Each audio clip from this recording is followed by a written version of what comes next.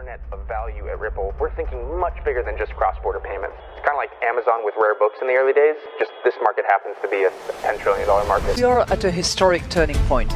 Said in the past that you are doing for money what email did for communication. Moving the whole revolution forward. Take on it. There's trillions of dollars parked around the world. XRP. Is there a possibility that Ripple could take over Swift one day? Well, welcome back, ladies and gentlemen, to Turf Farm Script. Let's get right into today's video. Very interesting topic we're going to cover, and that is going to be the derivatives market and how the value of XRP has to rise when financial institutions, financial entities come on board and utilize the digital asset XRP. Ladies and gentlemen, welcome back to another episode. It's not all speculation. These are all facts, and it will play out in the near term. If you guys recall, Ripple joined ISDA this year after they got clarity for XRP. What is ISDA? It is the International Swaps and Derivatives Association. The value of this alone exceeds $700 trillion, okay? As of quarter one of 2023, they set $714 trillion. By now, it is around $721 trillion. These are updated statistics from the BIS Innovation Hub. And in today's video, I'm going to explain to you in very simple terms how the price of XRP can't function out of 50. It can, but it can't do its full functionalities and maintain high value transfers is what they're trying to do. And Ripple didn't just fight the SEC and spend hundreds of millions of dollars for financial institutions not to adopt the financial instrument like XRP across the world to create a level playing field. Take a listen to this, folks. You are going to walk out of here just understanding exactly where the value is going to come from. But first, let's set the tone with Raoul. Take a listen to what he says here. I couldn't have said it any better. Communicate it. I've gone out a lot to say, don't fuck this up. Buy and hold, don't use leverage, use cold storage, do the right thing, don't get too speculative, don't FOMO, just don't fuck this up.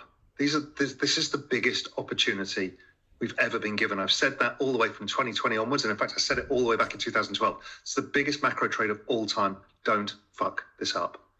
And if you're not a crypto person, technology is one of the biggest opportunities we've ever been given, the exponential age. Again, don't fuck this up. Just be careful. Just buy, hold, have a long-term time horizon, and learn how to take pain. And when there is pain, you buy more. Unless something changes the thesis that suddenly we're all going to turn to Neanderthals and nobody's going to use technology ever again, it is going up. It's as simple as that.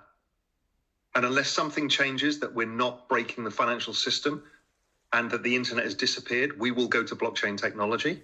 It's as simple as that. That's all you need to know. Everything else is just fucking noise. And like I always say, this is a once in a lifetime opportunity, and 99% of the people are very scared to get into this market. But take a listen to this.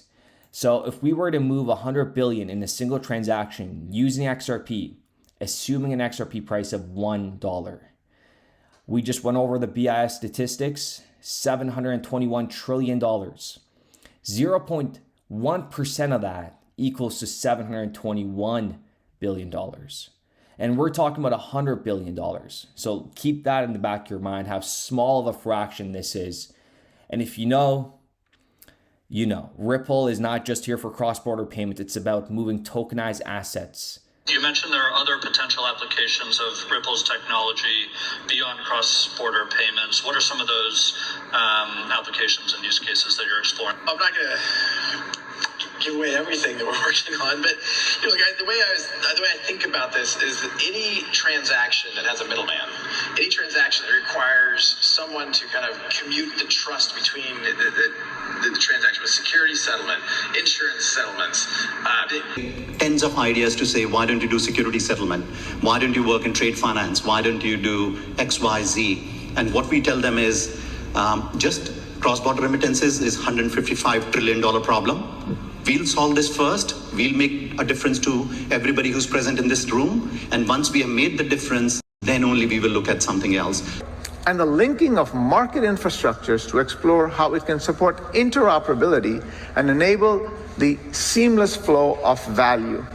Like tokenized gold is coming, right? They need a stable kind of value to do these cross-currency transactions. Just listen to this, you will understand 100%.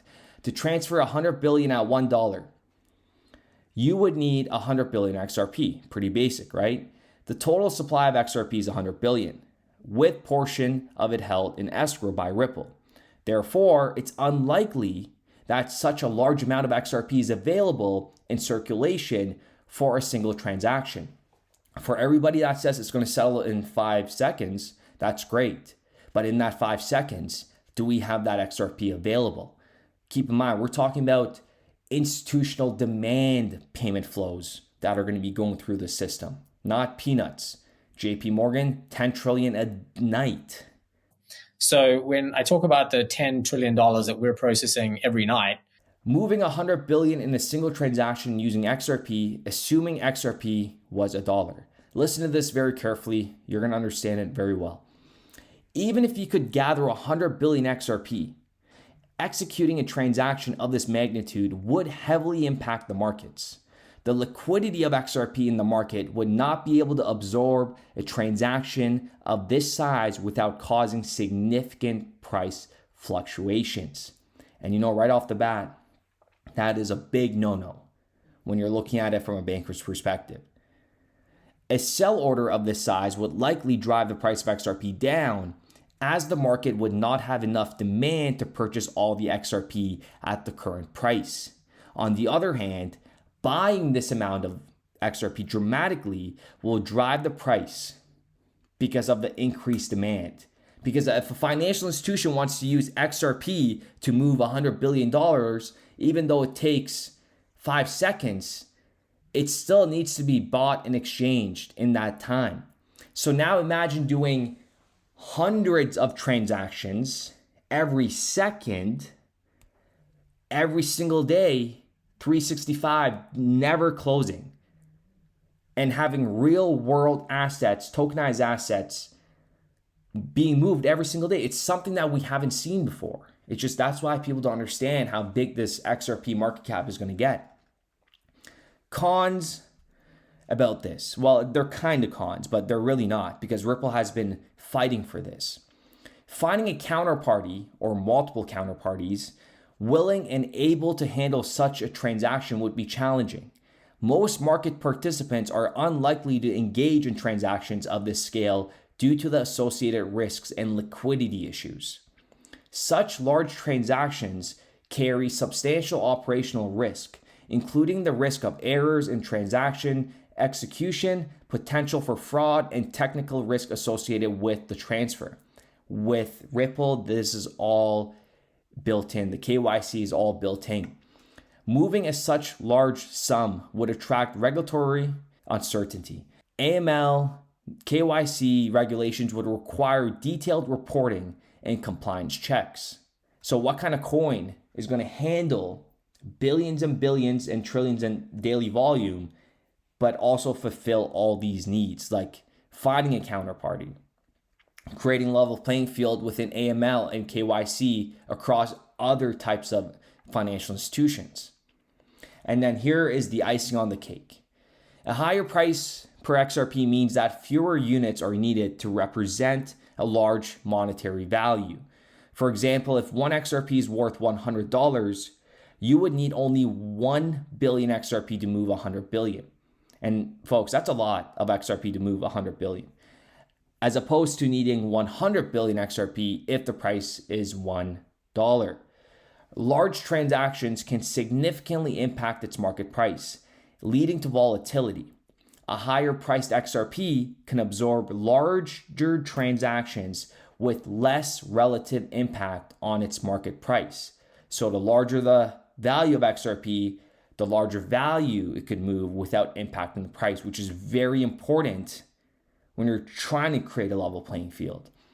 Higher priced XRP will be perceived as more stable or established, which can be important for large-scale financial transactions where trust and reliability are paramount. Okay? Listen to this last part. Very, very important. Forget everything. Higher priced XRP will be perceived as more stable and established, which can be important for large-scale financial transactions where trust and reliability are paramount. Very, very important. And just looking at the XRP markets today, the 24-hour volume, and when we look at it from an XRP perspective, we're looking at about 1.7 billion XRP that's being used to move $1 billion, which is absolutely peanuts. With that being said, ladies and gentlemen, I do appreciate every single one of you guys. Let me know what you guys think in the comments down below. $100 XRP, way too cheap. We will be back with another video. We started building RippleNet with the thesis that crypto liquidity would eventually be able to support robust global payments, large payments. RippleNet was designed so that customers seeing the benefits of our fiat-based network could flip the switch to ODL once the market was mature enough. And this is exactly what's happening. Flip the switch.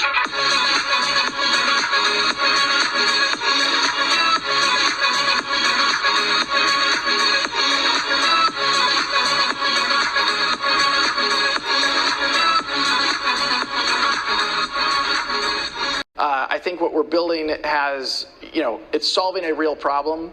And I think all of the tokens, my advice to anybody would be, understand the utility. If there's real utility and there's real value being delivered to a real customer, there will be value in the token.